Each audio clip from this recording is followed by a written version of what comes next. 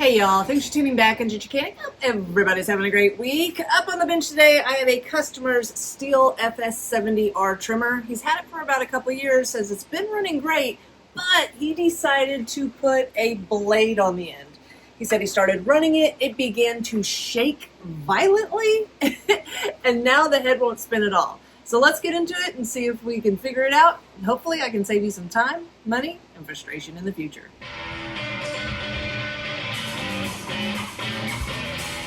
Now the Stihl FS70R does have a flexible shaft in it. A lot of times it's best to have a solid steel drive shaft when you're running some kind of attachment like this or a blade, but it's perfectly fine to do it if you have a flexible shaft too. But every once in a while, if you hit something really hard, or it's just possible that you can spin that flexible shaft out or destroy the end if you hit something. So that's the first thing I'm going to go ahead and check. I'm going to remove this gearbox down at the end, and we're going to check this flexible shaft and see if it got unspun. Now, to remove this, it's just one T27 head screw right here on the side. We're just going to loosen that up. Oh, that was already pretty much there. And this thing should slide right off. Now I want to look inside here. This is a square end on this shaft that goes into the gear head here. It looks fine. The bearing doesn't look blown out here. We will be taking this apart and checking to make sure that this is lined up correctly and sitting on the rim. It's funny, one of the top comments I get is, how do you keep your hands so clean? Well, first off, I wash them all the time. But also, I'm the two-stroke mechanic, okay? I don't mess with a lot of the dirty stuff like the guys do. So the dirtiest thing I ever have to deal with is drive shafts because of their grease. So this, I'm definitely going to put some gloves on because sometimes that stuff don't want to come off. So I'm just going to pull it on out here. We're going to take a look at the end. The end looks perfectly square still.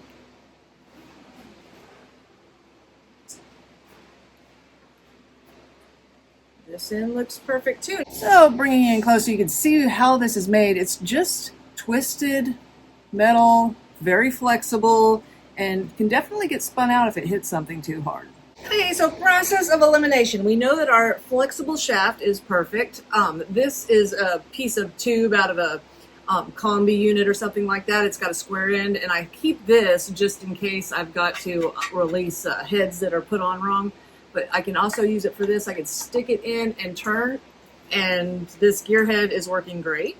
So we know the gear head's good too. Now, the next in the line of diagnosing, we know that the gear head's good. We know that the shaft is good. Next, we got to look around this clutch area. We're going to want to remove this top cover, which means I'm going to take my plug boot apart and take the plug out just to get out of the way. I'm going to take my air filter cover off. There's one screw going through the top here, and I believe 4 on the bottom that we need to remove so we can take this top cover off.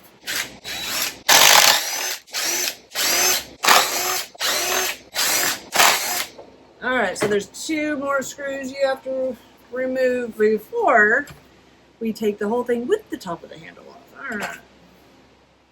Oh, yeah. Well, let me bring you in. So, what do we see here? At some point, this shaft is supposed to go all the way back to here, and this bushing fits inside the end of this shaft. Now, what holds that shaft in is there's one screw here on the center that's supposed to keep this shaft in place, and I don't know if there is a hole on the other side or if it's this notched out part here, but yeah, this shaft isn't even attached to the clutch. Let's see if I can, yeah, there was no way. Oh yeah, look, if you can see, that's the screw there. It is totally kicked off to the side. It pretty much ripped the hole that it goes through a little bit. Yeah, I don't know if this was put on incorrectly, which made it shake violently that caused this, but yeah, this normally doesn't happen. So we need to get this put all back together, make sure that the gear head is put back together correctly, and see if we can get them going again. So first thing I want to do is back this screw out of the bottom. I really don't want this to all come apart if I don't need it to. But give it a little bit more.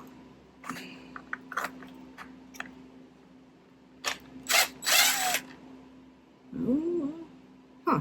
Now I had to go grab another trimmer because this was a little odd. Let me show you what I just saw. Now this is the trimmer that we're working on, and I don't know if I can show you good enough, but the hole that goes through the center, if I bring you a straight up, it's kicked off to the side where I just pulled that screw out of. I'm talking about like right here, okay, below the clutch housing. You see how it's kicked off to the side? I never noticed that before. Because on the old ones, look, it's directly in the center. This one is. If I flip this one over,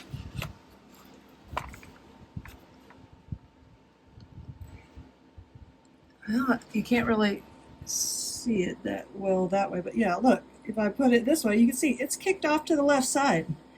Wonder what made them change that.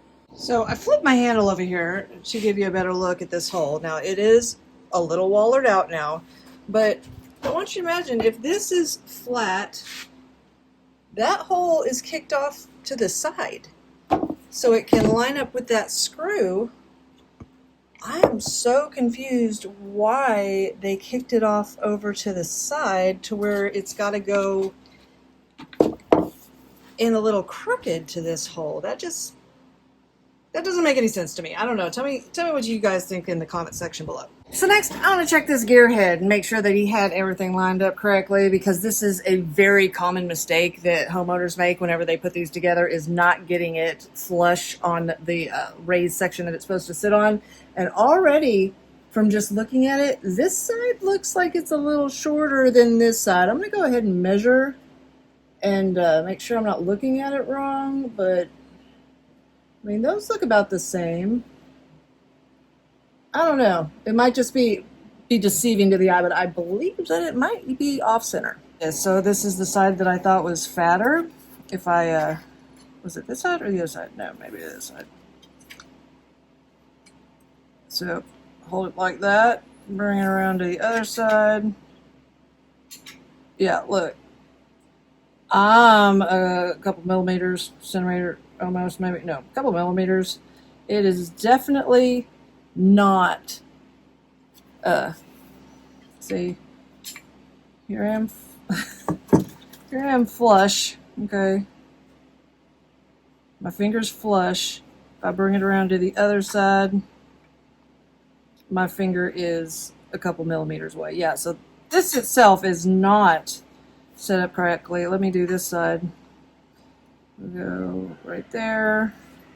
Bring it around to this side. Oh yeah, look how far away we are. This is definitely not sitting center.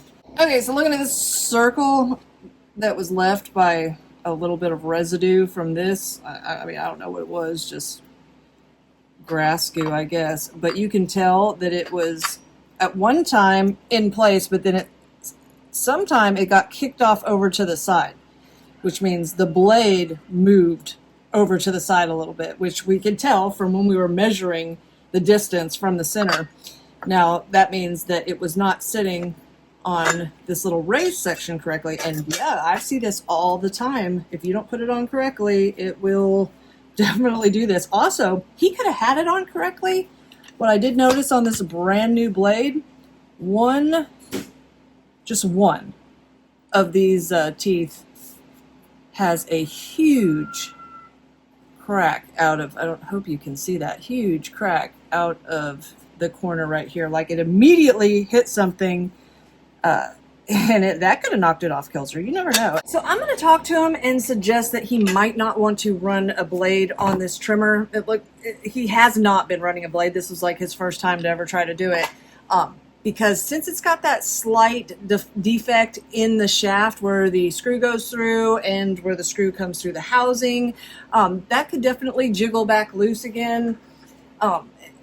if you want to make sure that you're not going to have any issues, I would just use a line head on it. Now, although he can put whatever head he wants to or blade when he gets this back, I want to make sure that it's running correctly today. I'm going to go ahead and throw it back together, put a regular line head on it, and let's see if she runs right. One thing I do want you to see, and a reason I didn't want to pull this whole thing apart in the beginning, but I went ahead and did it anyways, is because these kill wires here, when you put it back together, it is extremely important that you get it back in their areas. I need to do this with two hands. I can't do it with one.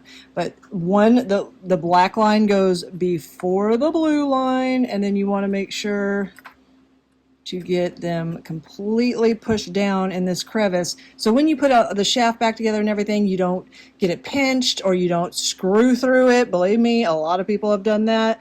So it's something that you definitely want to pay attention to when you put it back together. So next I want to get the bushing in the shaft before I put it in. On this bushing, you've got a little prong that sticks up. That goes through this rectangle slot there. And then on the other side, see that whole long area right there? That is where you're going to line up the round hole for your screw. Now the problem I'm going to have is this side is slightly boogered up. I might have to get my pliers and help this out, because yeah, this thing is wanting to be a little bit of a booger to get in there. Just turn it a little bit. There we go. Now you can see you got the prong on that side, and if you flip it over, that slot lines up with the hole perfectly. And once you got that piece in, I am ready to start sliding my shaft back in. I am so confused. This makes like 0 sense. So nothing's lining up for me. So I found this guy's video, Tom Dobie Mower Repair. Shout out to him. Thanks for having this awesome video on this FS70R. I wanted to look and see if those holes actually, if that hole underneath the clutch drum is supposed to line up directly underneath it. So I go to his video, and lo and behold, it looks pretty much like that hole is directly underneath it, just like on the 56. So let me show you what I'm looking at here. So we obviously know that that hole is not directly under the clutch housing. But check it out. See how it's kicked off to the side there? And you might say, oh, well, it got boogered up and melted whenever he was running it. No, there was never a hole directly underneath it. It didn't fill itself back in at all. Let me show you the bottom side. I don't know if I should go at it with the light or without the light. Look, you can see the shadow effect inside. From factory, this thing was screwed in sideways. Let me put some light on it. Maybe that'll show you better. So I'm directly on it. You can see it kicks off over to the side. Now, I don't even know what I'm looking at, okay? I'm pretty good at deducing how a unit got to where it's at, you know, the course of events that caused it to fail. This one is really odd. I do not know if that is a manufacturer defect. If I have any Stihl people out there, you might chime in and let me know if you've ever seen that before. It could definitely not be a manufacturer defect. It could have possibly happened. Maybe it melted the plastic and moved the entire threads to the right. I have no idea. It's very odd. Right now I'm having an issue of figuring out how to even put the shaft back in to line up with that hole. Because where it's set now, I can move this handle, but you can see this hole is kicked off to the right side, which means I have to have it kicked over to the left mostly for that screw to come up from the bottom and go to the left side of it. Right now, the way it's set up, this hole's kicked to the right. I don't even know how. I mean, this doesn't seem like it moved anywhere. It looks like it's been where it's always been. Maybe when it was violently shaking, it moved around. I don't know, but I'm at a loss, guys. What do you think? The good thing about it, though, is even if we do have a boogered up hole and threads and we are not able to put that screw back through the center into the shaft, I've had this issue before, even though it's not common, to where I couldn't put a screw back in it. So the 4 screws that hold the housing in the handle part together pretty much put enough pressure on it to keep the shaft in place. It is possible that it can vibrate out later, but usually it works just fine. I'm gonna go ahead and try to do that and see if we can get them going, because I really just don't know how I'm going to make these threads line up. Might as well put my gearbox and stuff back together first. That way I can put my shaft back in. The shaft is the same on both ends, so it doesn't matter which way it goes in.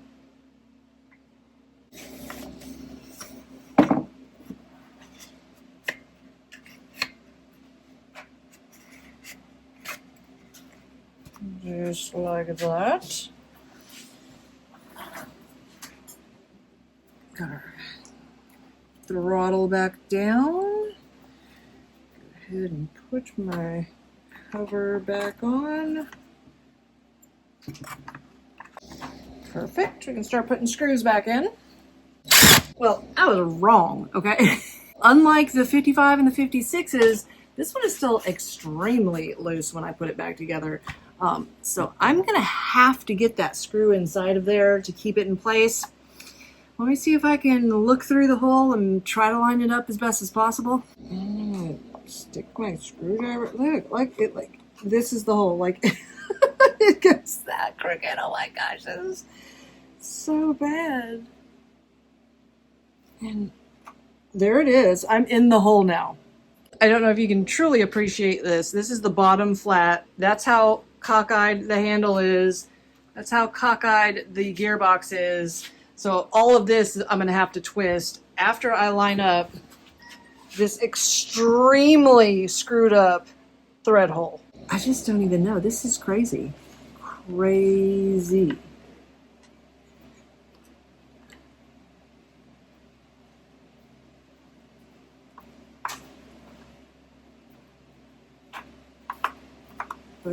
I mean, I'm so off that I'm almost, the head is almost getting caught on the plastic out here. It didn't. Screwing just fine. Wow, that's crazy. We don't want to go too tight and, you know, get rid of our threads there, but... Okay, the shaft is firm. Oh, the handle's all messed up. I gotta fix it.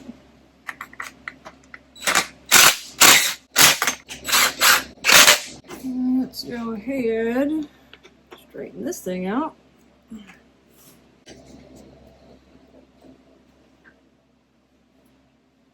Yeah.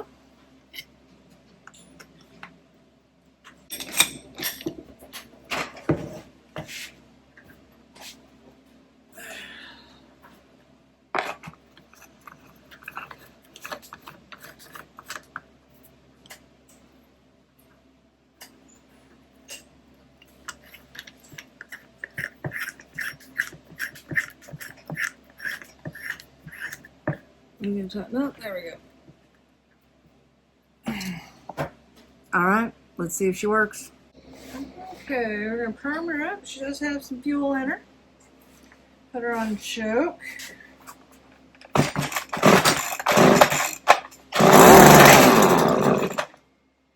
Take her off choke.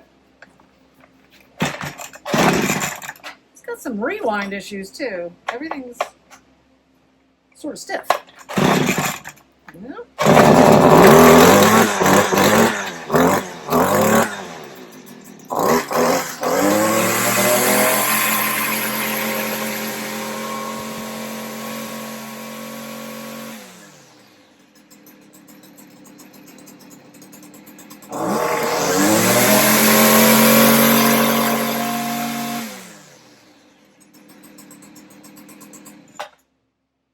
Well, that's the fix.